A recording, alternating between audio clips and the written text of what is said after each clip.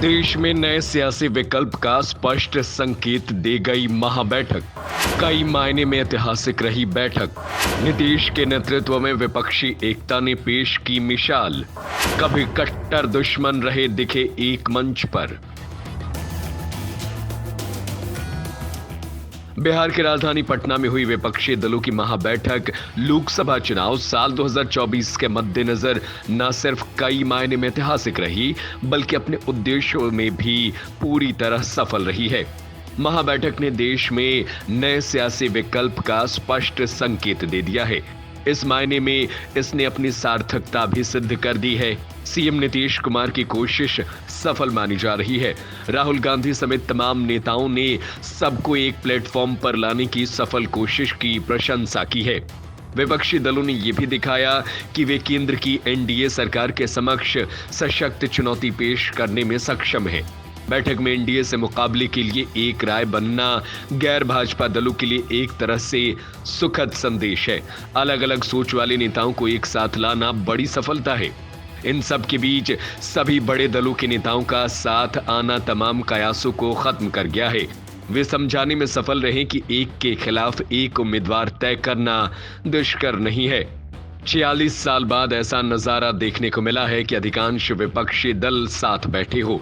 इसके साथ ही विपक्ष के सामने अब कई चुनौतियां भी हैं। साल 1977 के बाद पहली बार विपक्षी एकता को लेकर ऐसा परिदृश्य देखने को मिला है। इसके पहले भी कई बार विपक्षी दल मिले, गठबंधन भी बना, लेकिन ऐसा पहली बार हो रहा है जब इतने दल एक साथ एक प्लेटफॉर्म पर आने को सहजता से तैयार हो गए हैं।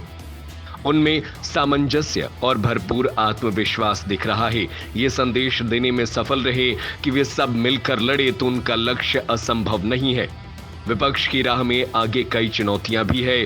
विपक्षी एकता में शामिल कई दलों की विचारधारा अलग अलग है। उनके हित टकरा सकते हैं। कई राज्यों में वे खुद ही आमने सामने हैं। उनकी लड़ाई भी आपस में ही है। निजी हितों के टकराव की आशंका बनी रहेगी। उन्हें एक मंच पर बनाए रखना बड़ी चुनौती होगी। एक चुनौती ये भी रहेगी कि विपक्ष की एकजुटता एनडीए को भी अपना कुनबा बढ़ाने को प्रेरित करेगा। कई दल जो अभी किसी खेमे में नहीं है, उनके एनडीए के साथ जाने की संभावना रहेगी। एनडीए की ओर से ऐसा प्रयास शुरू भी हो चुका है। बिहार में जीतन राम मांझी का दल अब इसका उदाहरण है। इस तरह एनडीए का विस्तार भी विपक्ष के लिए चुनौती होगी। गैर कांग्रेस और गैर भाजपा का नारा देकर कई दल अपनी अलग राह बना सकते हैं। ऐसी स्थिति में तीसरे मोर्चे का भी गठन विपक्ष के गठबंधन के रास्ते में बाधा बन सकता है। बैठक के पहले तक विपक्षी दलों को लेकर कई तरह के सवाल खड़े हो रहे थे। सीएम नीतीश कुमार की पहल का ही परिणाम था कि एक साथ इतने दल मिलकर बैठ सके। आगे भी उनकी भूमिका महत्वपूर्ण ही रहेगी।